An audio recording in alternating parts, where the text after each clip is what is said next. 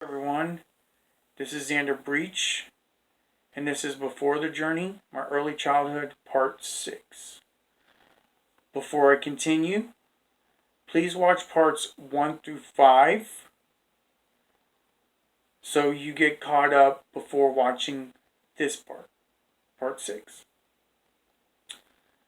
Now, here's a quick recap of what happened in part 5.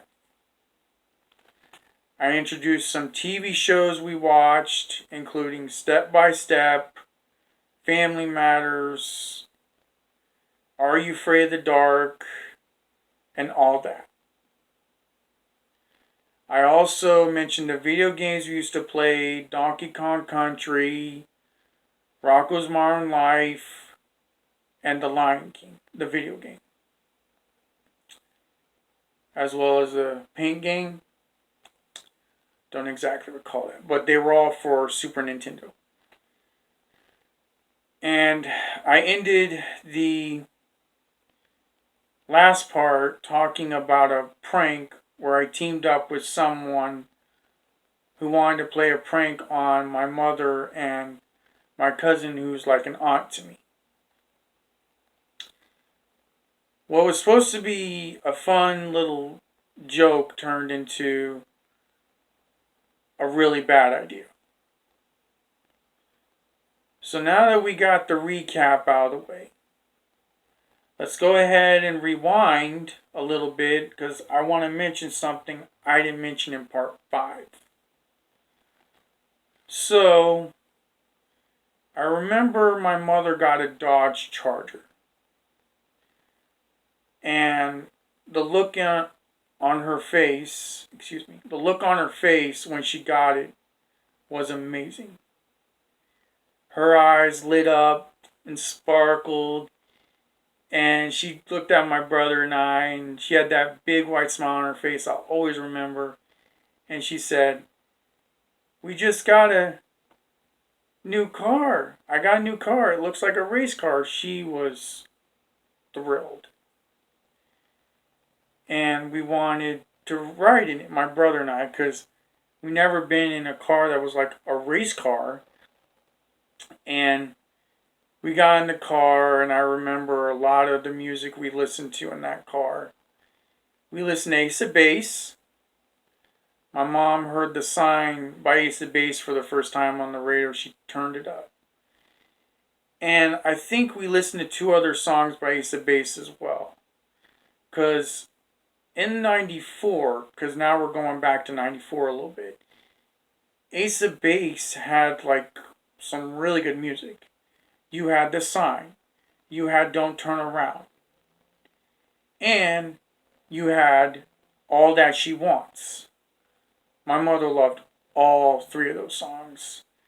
And for the new generation, if you don't know what Ace of Base is a 90s pop group from Sweden, I believe, that was referred to as the ABBA to that generation, the 90s generation.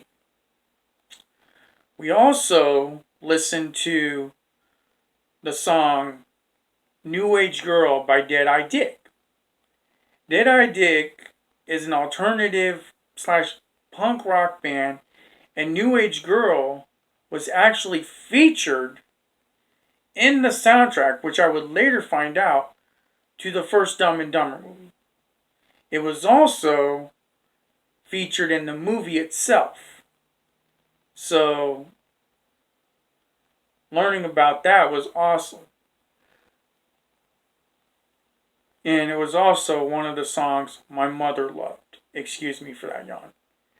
So, anything my mom loved as far as music was concerned, we were in the car either jamming to it or listening to it. So now that we got that out of the way, let me kind of connect my mother's car she got during that time to what happened with getting my hand closed in the door, which I mentioned in part 5. So the connection there is I think it was my mom's Dodge Charger that was the car where I got my hand closed in the door from the hinge.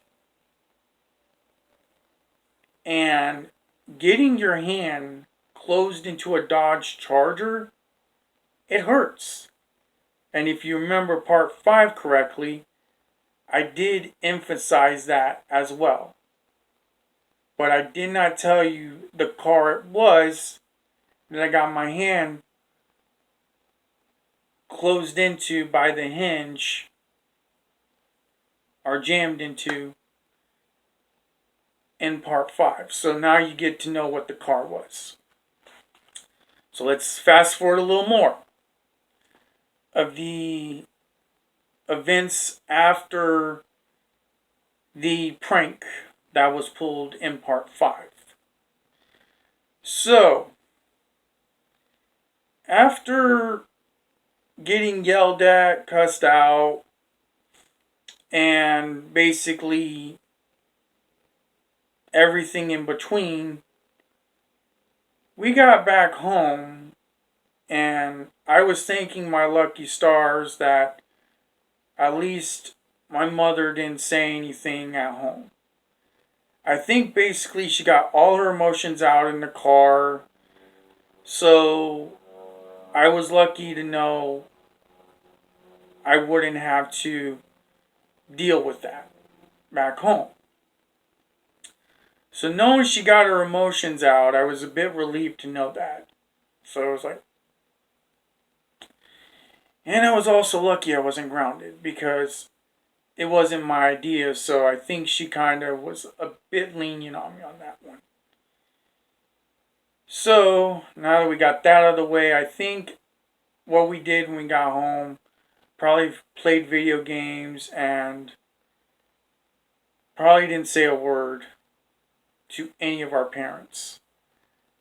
They were already frustrated and mad. I figured some of us realized, leave them alone. So, now that we got that out of the way, now, before I go into telling you about something else, let me talk a little bit about having a retainer. My mother took me to see a dentist, probably an orthodontist, and one of the things she wanted me to have was braces. Unfortunately, the orthodontist wasn't ready to give me braces, so he gave me what is called a retainer. And I had to put that thing in my mouth. I had to make sure it was cleaned every single day. It became like a responsibility.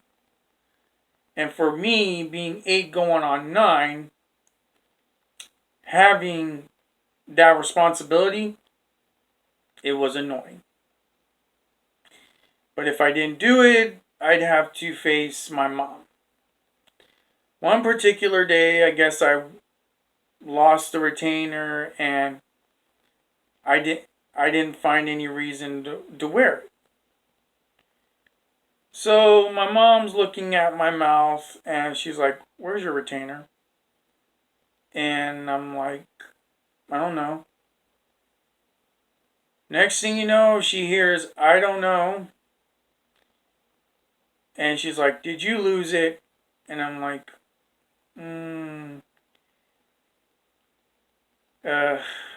and the look on my face and the fact of me saying yes,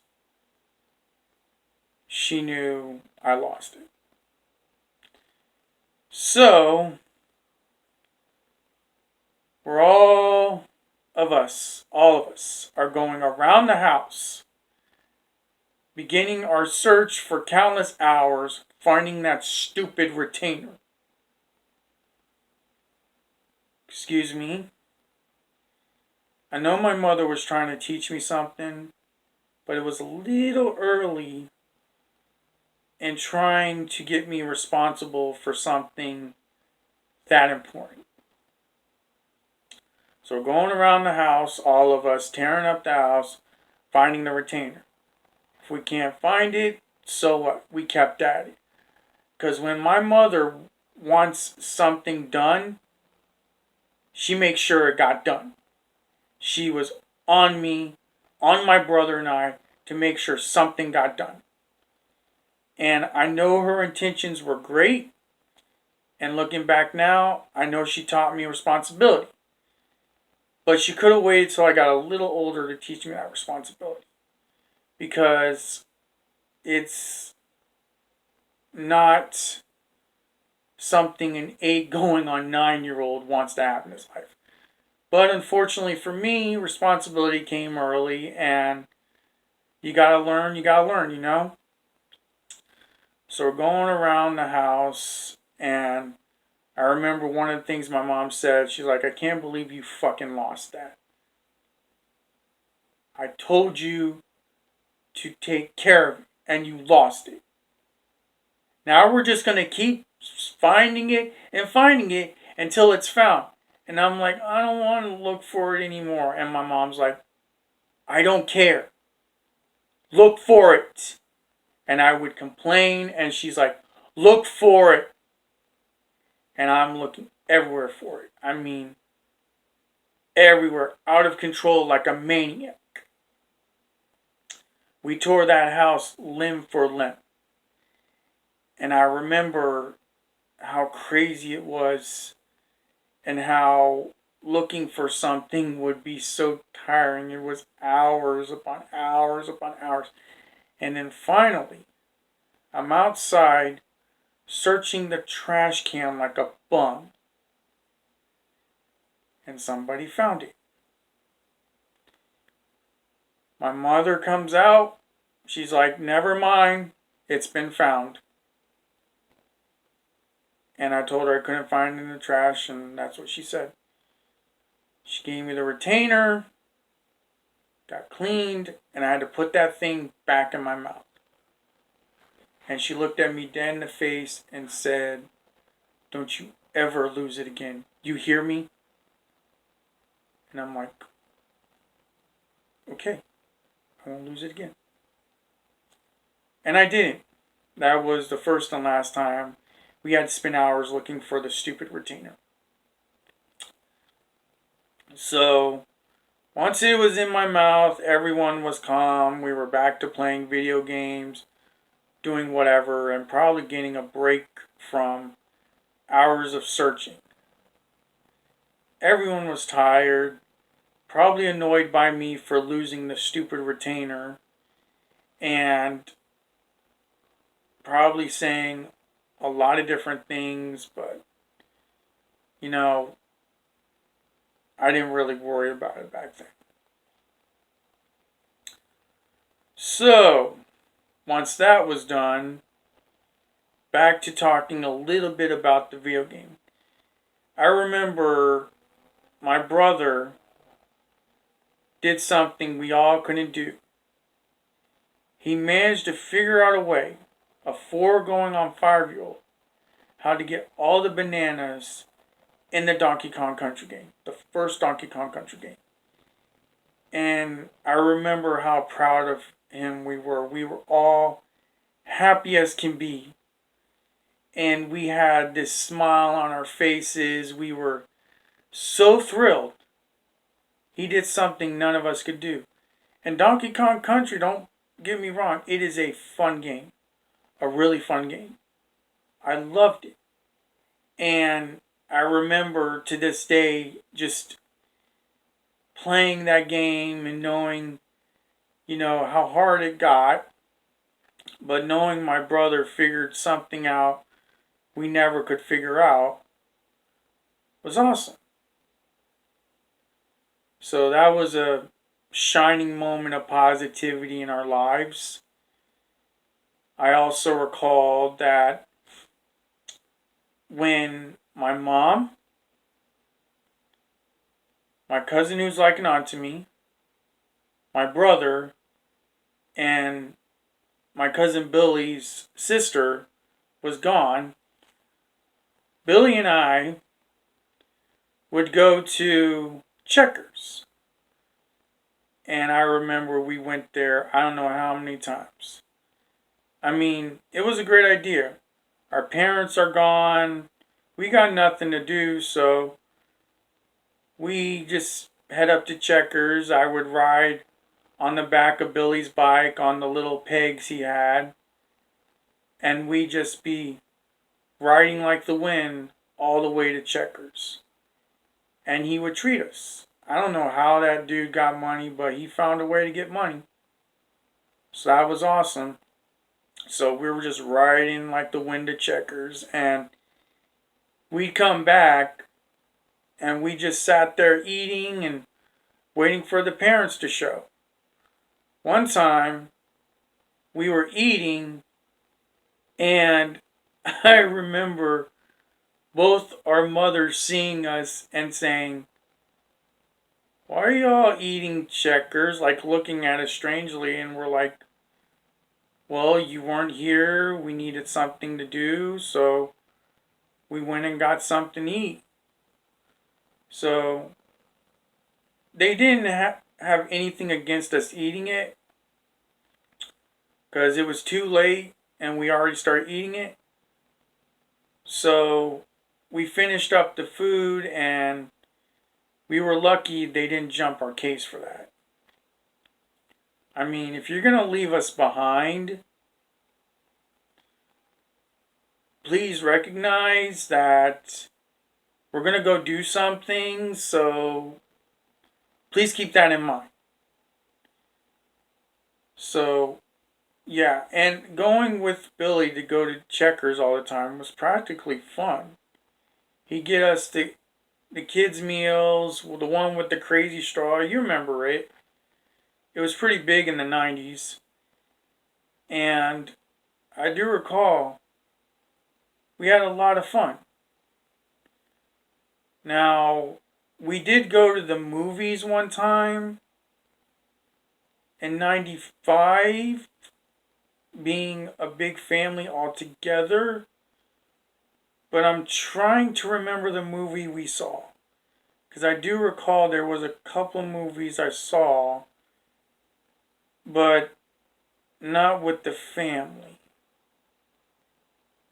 Only maybe one movie, but it wasn't until later down the line. But I do recall some of the movies that was coming out during that time when we went to the movies. Clueless was going to be coming out, and The Indian in the Cupboard. So we go into the movie theater, and I saw those advertisements, but what I didn't know is that those movies were going to be classics later down the line, really good classics. And I would see them advertised when we went to go to the movies one time, and it was enjoyable. Because, it was early in 95, and we all wanted a movie outing, but seeing what was coming out is always enjoyable, even if it's a preview, if it's advertised on TV back then, or just basically advertised as something off a cardboard or a poster. It always seemed awesome looking at that. And I do recall remembering seeing that. So, yeah. Not a lot of memories on Wheeling Drive. It's been a while since I've been there. And I do have some memories thanks to the help of music and movies, but not a lot. So, Wheeling Drive. What else happened around that place? I remember after the school year ended, my mother and my cousin, who was like an aunt to me, decided that, taking care of a bunch of kids was a crappy idea. So we all went our separate ways. My mother took my brother and I, and my aunt, who's her sister. And I remember my cousin, who's like an aunt to me, took Billy and his sister, and we all moved in different places. Wheeling Drive was a fun house to be in, and it was nice for the short amount of time we had spending time with the family and, you know, living together and enjoying TV shows. And I also remember on Wheeling Drive, all the episodes of all that, laughing our heads off and the musical appearances. And I also recall one of Are You Afraid of the Dark episode I thought was pretty cool and creepy but interesting at the same time, and that was the Tale of the Fire Ghost. The Tale of the Fire Ghost is about two kids who are left alone at a fire station who are kids to one of the firefighters, and they're pretty scared. They see what is the guardian angel of the fire station who passed away in a fire. And they get scared of him and they go outside, but they're scared of the wrong ghost. And they go outside and they run into this cop, this normal cop, and they don't know that the cop is actually a ghost as well. And they don't know until the cop says, go in there. And they don't go in there, and the cop goes in there, they push him in there, close the door, opens it back up, the cop's steaming. Like he's got basically this crazy look on him. He's smoky, his hair is messed up, and he's just out of control. And they come to realize that's the bad ghost. So they team up with the former firefighter and, guardian angel of the fire station to take care of the bad ghost. And they take care of the bad ghost just in time to say goodbye and, have a good time, and knowing that their dad just came back after they took care of that. And you don't know that who they were talking to, the guardian angel, is the ghost until the very end. But I can't give too much away to you. You got to find out for yourself. But it was just a really good show and very good episode. But I don't want to give too much away to you because I think I did.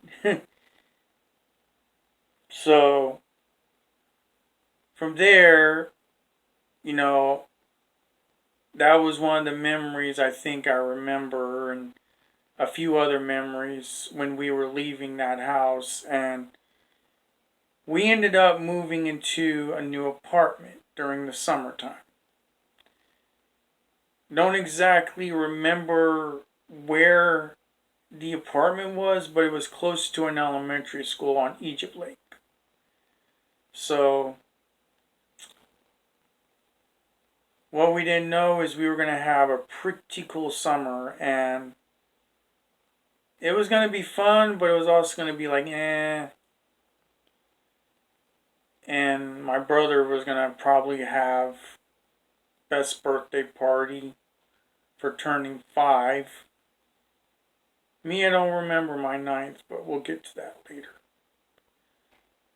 So, I end this by saying this is probably the end of our stay on Wheeling Drive. The next part, I will be talking about living the apartment life. Sorry I was kind of in and out. I promise you these next parts, I won't be so in and out. But this part basically finished everything on Wheeling Drive of what I remember. And I look forward to talking about the apartment life with you. Y'all take care and God bless you. Bye.